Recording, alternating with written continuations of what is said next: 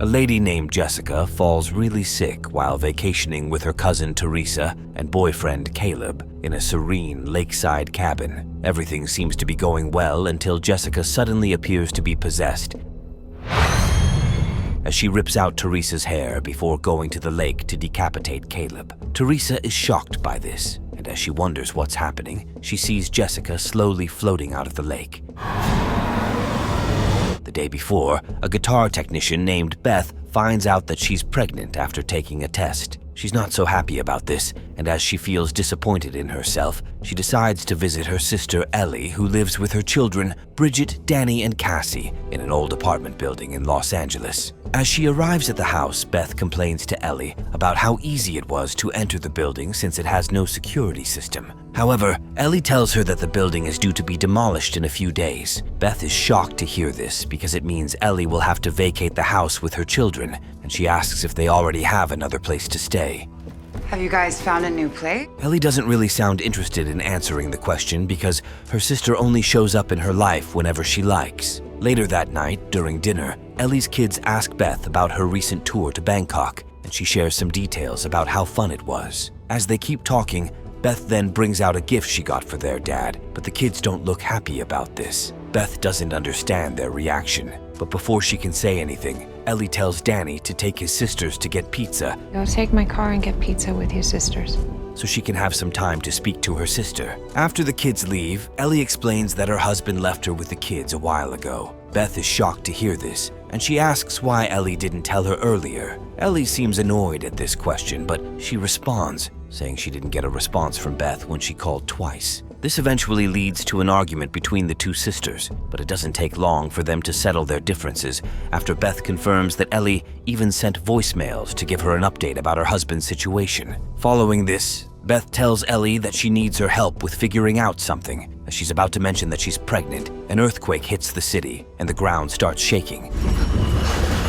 Meanwhile, Danny is back with his sisters and they also experience the earthquake. After it stops, Danny sees a hole in the parking lot leading to an underground chamber. He looks intrigued by this because there's a vault down there, but Bridget doesn't like the idea of going down since there could still be aftershocks. Danny doesn't seem to care, and as he goes through the hole,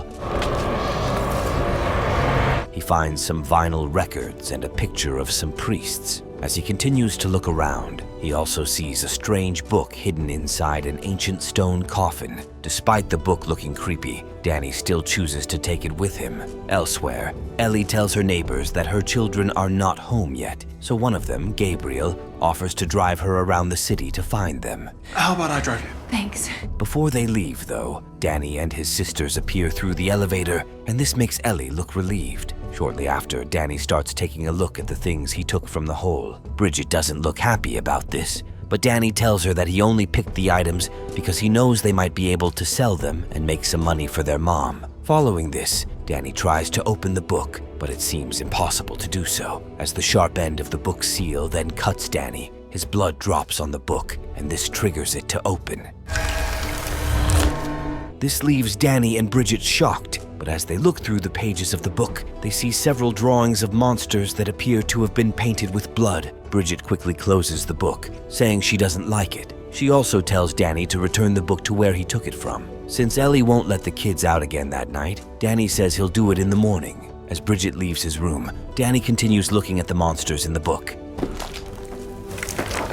Shortly after, he then decides to listen to the 3 vinyl records he took. As he plays the first one, he hears the voice of a priest who talks about the mysterious book and calls it one of the 3 volumes of an ancient piece called the Book of the Dead. While he's talking about exploring the content of the book and translating it, Danny hears the priest getting interrupted by other priests who tell him to destroy the book because of its name. Just then, the first recording ends, so Danny plays the second one.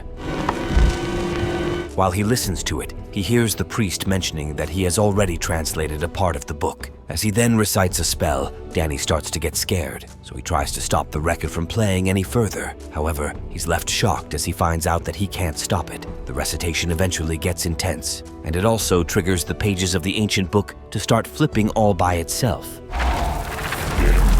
Danny doesn't understand what's going on, but as the recitation stops, the book closes, and he's finally able to stop the recording. However, the spell appears to have already released an invisible monster that is headed for the house. Meanwhile, Ellie is in the elevator, heading down to take some of her clothes to her car. Just as the elevator stops on the ground floor, the monster suddenly attacks Ellie and forces the elevator to move back to where it came from.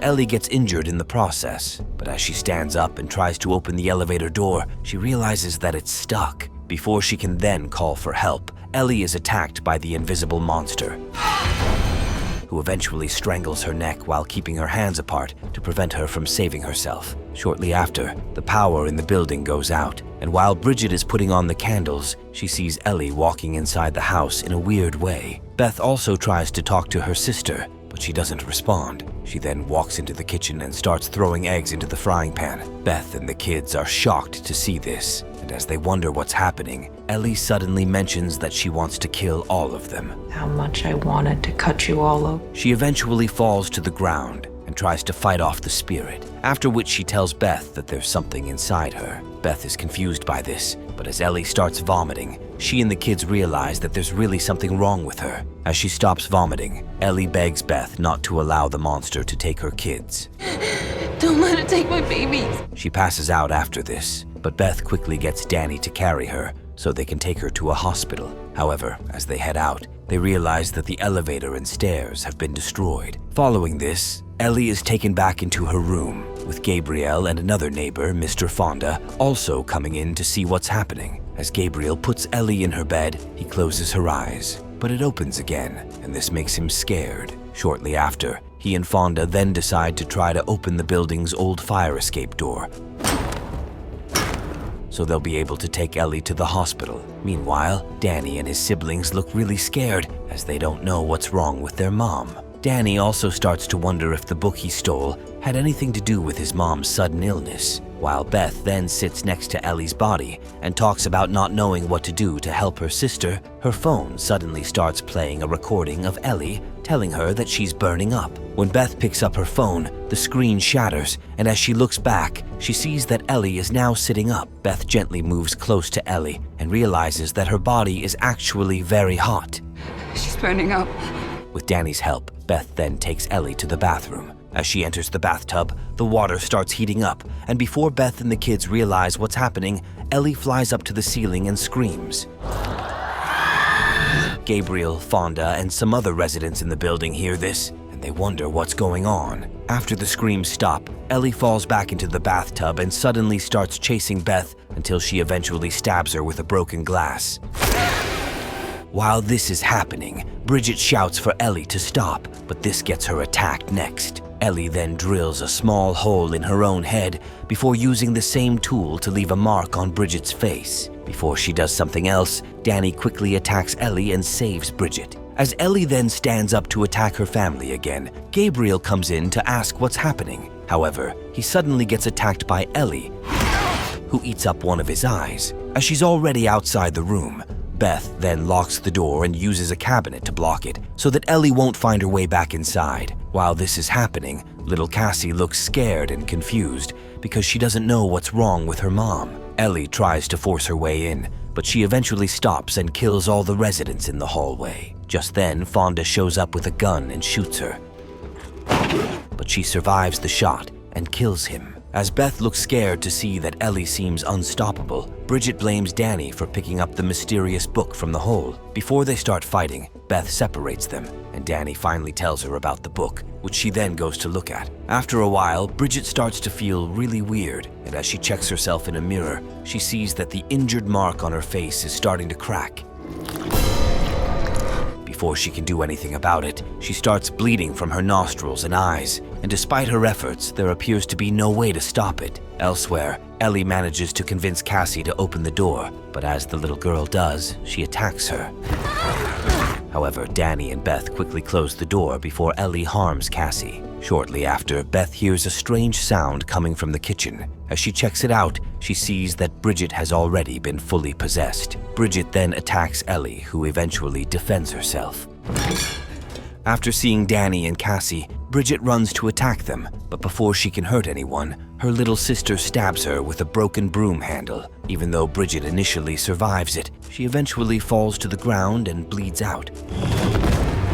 Following this, Danny ties up Bridget's body, saying he thinks it will be safer in case she wakes up again. Beth then tells Danny that she wants to listen to the last vinyl record to see if there's a way to stop the monster. Danny thinks it's dangerous, but Beth still says she'll do it. Before she then starts listening to it, she gives a knife to Danny so he can use it to kill her in case she gets possessed. While the kids wait outside the room, Beth listens to the recording and learns that the priests were also possessed by the monster. As she continues to listen to it, she realizes that the monster cannot be stopped unless the host is completely destroyed.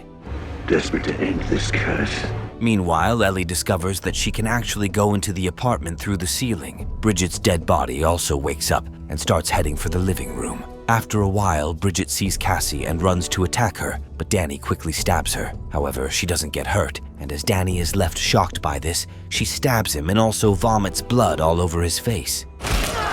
After Bridget then stabs him in the chest, Danny smartly sets her on fire so she can back off. Elsewhere, Ellie creeps into Danny's room and sees Beth still listening to the recording. It takes a while before Beth realizes that Ellie is in the room with her, but there's nothing she can do, as her sister's possessed body then flings her out of the room. Before Ellie comes out, Beth watches as Danny dies, and this leaves her and Cassie devastated. Shortly after, Ellie shows up and attacks Beth again. As she then prepares to kill her, Ellie realizes that she's pregnant. 2 souls.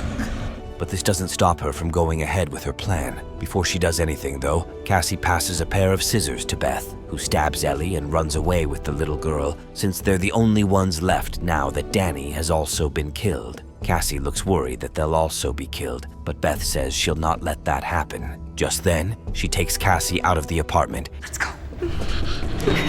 And tries to open the door to the fire escape exit. As she struggles with it, she sees Fonda's gun and picks it up so she can use it to blow the lock on the door. However, before she can use the gun, Ellie comes out of the apartment preparing to attack Beth again. Following this, Beth shoots her leg off, but surprisingly, all the dead people in the hallway start waking up. Bridget and Danny also come out of the apartment to merge with Ellie, so they can become one. This scares Beth, and she quickly takes Cassie into the elevator and tries to see if she can get it to work. Unfortunately, the elevator doesn't work, but the door gets shut. As they believe they're now safe, blood suddenly starts entering the elevator from all possible entry points. The trio of Ellie, Danny, and Bridget then climb the ceiling to get to the elevator. Before they can do anything, though, the elevator gets filled with blood, and the weight inside forces it to go down, after which the door is blasted open. Beth and Cassie quickly run to the parking lot to drive Ellie's car away, but one of the tires gets stuck, so they can't go anywhere. Suddenly, they see the monster approaching them, but Beth quickly takes Cassie out of the car so they can hide. After a while, she then runs with Cassie so they can leave the parking lot.